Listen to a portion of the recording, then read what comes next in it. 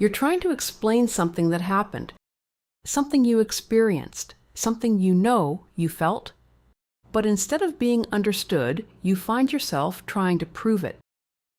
Now you're explaining every detail so your concern will make sense. You go back through the conversation. You repeat what was said. You try to show why your reaction was reasonable. And for a moment, you may lose your train of thought. Because something about the conversation has already shifted, you're no longer discussing what happened. You're trying to prove that your experience is valid. You may notice yourself gathering examples, trying to make your point impossible to dismiss.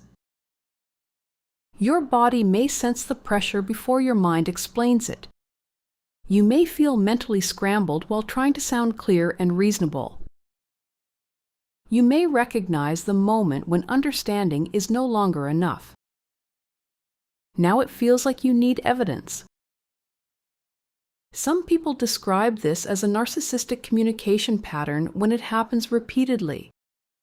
Not because every disagreement is narcissism, but because one person's experience becomes harder to establish while the other person's version remains central. If your experience is accepted, the issue can be addressed. If your experience is repeatedly questioned, the conversation can stay focused on proving instead of resolving.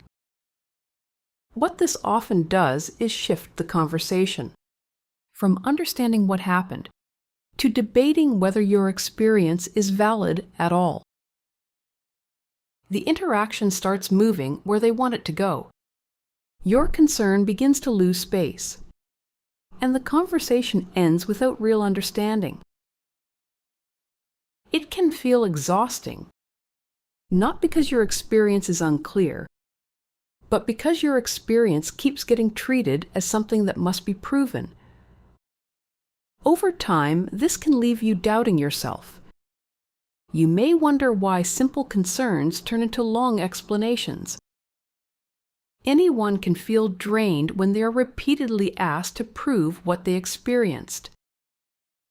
Many people respond to this by explaining more, speaking more carefully, and gathering more examples just to be understood. In healthy conflict, both people work to understand what happened. Healthy conversations create clarity, not endless proof. If this happens once, it may be misunderstanding. But when it repeats, a pattern can form. Feeling drained afterward can be information, not failure. Your exhaustion may be telling you that you are spending more energy proving your experience than resolving the issue.